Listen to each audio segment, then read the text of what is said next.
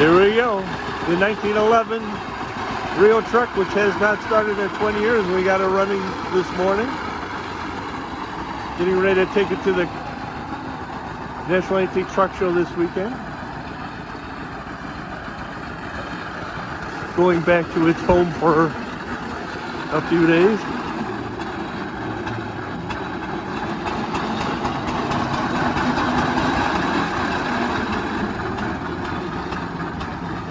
Ooh, it smells real good too.